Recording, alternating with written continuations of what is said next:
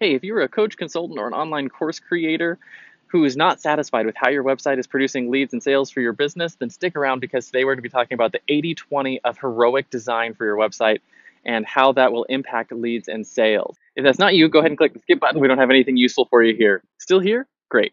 My name is Richard Matthews, and I actually travel full time right now with my wife, my three kids. We've been traveling for a little over a year. We live in an RV and we travel from state to state, from place to place. We have a lot of fun. Currently, I'm on the Bay of Houston. You can see that behind me, and we can do that because of coaching, consulting, and online course creation. My clients and I, over the last couple of years, have sold more than $1.5 million worth of services in that space. And I have tested nearly everything that there is to test in that space, from webinars to websites to traffic and everything. And I have some really good systems that are working really well for myself and for my clients. This is a video series specifically about your website. We're going to be covering things like your homepage, your about page, your blog posts, your web host design, and other things. So you're still here, which means you're interested in some of this stuff. I really look forward to having you on these videos. Let's get to it. What I want to talk about today is the 80-20 of designing a hero branded website. So the 80-20 is, that's the Pareto Principle, and it's basically the things that are going to give you the biggest bang for your buck when it comes to designing a hero branded website and an aspirational narrative that will get people who are coming to your website and looking at it and thinking, hey, can this person help me? And there's three things to designing your own website that are going to, they're both easy to do, and they are going to set your design so far ahead of other people who might be building, websites off of, cheap free templates they're seeing places, or other things like that. So those three things are your photography, your typography, and your color psychology. So I'm going to start and go through each of those real quick for you. The photography is you want to have what I call a hero style portraits, right? So when you generally go out and you hire a photographer and you say, hey, I want to get a portrait session done, what they're going to do is they're actually going to do those vertical style shots, because in a photographer's world, that's called a portrait orientation picture. And the reality is what you want is you want landscape style shots, so the ones that are wide, and you don't want to fill the frame in those pictures. You want to be in what I call the rule of thirds places, right? So you want to be on either the left side of the frame or on the right side of the frame. If you're looking at this video, you can see there's a grid, right? So the grid is here, and that is your rule of thirds grid. So you have two lines going across the horizontal, and you have two lines going across the vertical. The points that those grids make. So there's one here on my face, there's one here right about my chin, and there's one here, and there's one here. You want to set your pictures up so you as the subject are going to be on one side of those pictures or on the other side. So you have room for marketing copy and other things in your shots. And I have a photographer's cheat sheet that I can give you later that you can actually hand to your photographer and say, hey, these are the type of pictures you want. And you want to have several different things. You want to make sure that your style changes. So you have several different outfits that you're taking pictures in. You want to have a few different location places.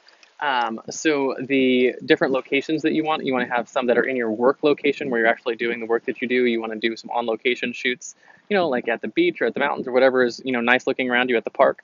And you want to do maybe some studio shots where you're actually on a white background, and you can do those things where you're like talking or you're pointing at things. So you can use those in different ways on your website. And you want to be able to hand your photographer and say, hey, this is the kind of stuff that I'm looking for, and get that kind of stuff back. Because when you have photography, like, I don't know if you've ever seen those commercials from Wix or other places where they're like, hey, look, how easy it is to build an amazing website. I just, click the button and then my website pops out and it's amazing. And you're like, it's a lie, because the reality is the reason their website looks amazing is because they've got amazing photography. And if you get a photography done really well, you can, that can almost carry your entire website design, is just getting really good, well done photography. So the second one is your typography. Now, typography is really important. A lot of people get it wrong. And typography is going to help set the tone and the mood for how people consume your content. So if you want to have a more modern and sleek look, you want to go with sans serif style fonts, those are the ones that don't have the little dingly hoppers hanging off the end of the letters. If you want a more elegant feel, or if you want a more, what's the word I'm looking for, more like rich feel, you might go with the serif fonts that have the little dingly hoppers on the letters. And when you're looking at them, generally you only want to have two typefaces. You want to have a typeface for your headings, and you want to have a typeface for your body font. And you want those to sort of feel like they match. And the way that you get your typefaces to match is always remember this little thing. Remember age. You want your fonts to age well together. So A, G, and E. And if you look at the A's, you may have the A that has the circle and then the little thing above the top, and you have the A where you have the circle and the line comes out the bottom. Those are two A styles. The G is the same way. You have the G that comes down and makes a little G hook, and you have the G that comes down and makes the little loop hook. And same thing with the E. You'll have an E that comes out that's flat and comes around, and you'll have an E that makes a more circular shape for the E. And when those things match from your headline and your body font, it'll feel like the site is more cohesive than if they don't match. Now, you could be going more scripted or fancier with your headline font. You don't have to worry about that as much. But your typography is going to set the mood of your site. And one of the things that you'll look at is you look at your site and be like, hey, it just doesn't quite feel like me yet. The answer is probably the typography. So change the headline font and see what that does to your font, or to the feel of the site. Change the body font and see what it does to your site. And that's a really big impact. And actually, I had one of my clients once that was like, man, this website is beautiful, but it just doesn't feel right. It doesn't feel edgy enough. And I realized that I got the mood wrong because I had chosen a modern font face, and I went through and changed all the headlines to a brushed script. And he was like, boom, perfect. That's what I was looking for. And that's the only change we made is we changed the headline font. And so your font selection can have a really, really big impact on how the site feels to the viewer.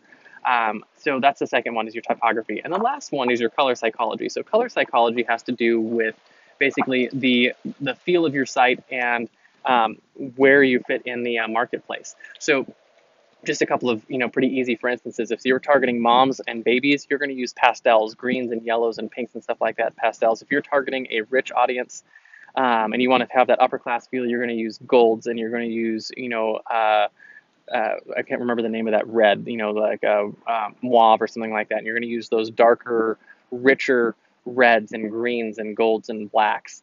And if you're targeting a modern, a young audience, you're going to use brighter colors that are more solid and bold. So your audience is going to help determine the colors that you use. And one of the things I like to use is go to colorlovers.com and just start typing in names and take a look at color palettes and pick a couple of colors. And the way that you use colors is actually really simple. I like to go as simple as possible to start with, and start with a base color, right? So you have one color and then you have a highlight color.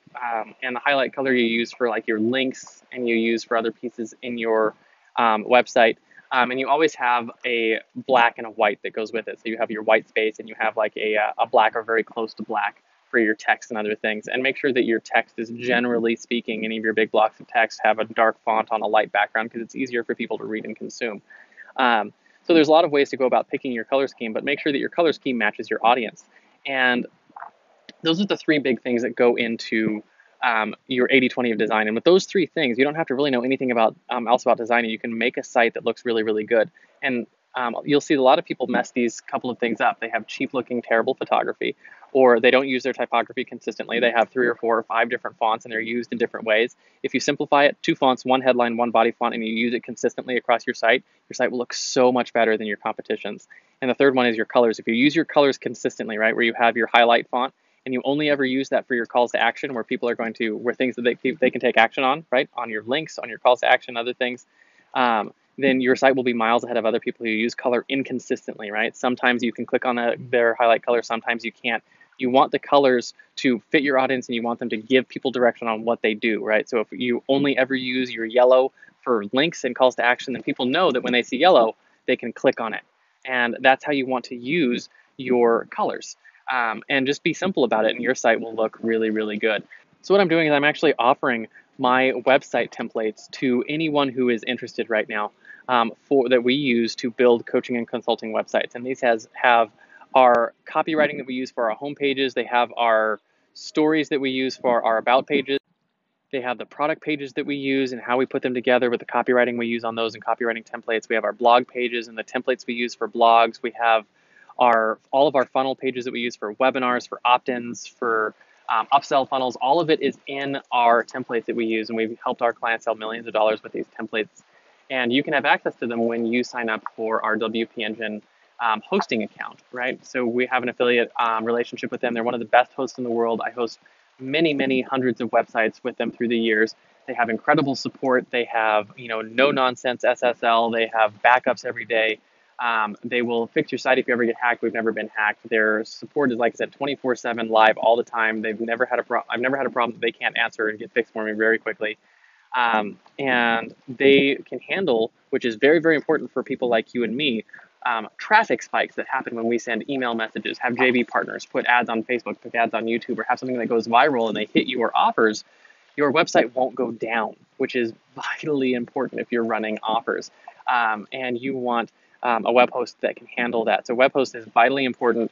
And we're actually, if you go through our affiliate link to pick up WP Engine for your website, we will actually install our templates that we use for our clients, the same blank slate that we start every one of our client sites off with. It has all of our copywriting templates and everything that we just talked about.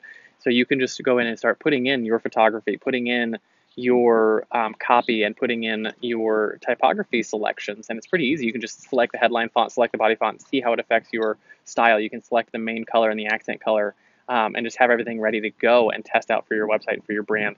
And go very quickly from having a site that maybe you're not proud of to having a site that really, really sets you up to be that aspirational hero that helps to drive sales to your coaching, your consulting, or to your online courses.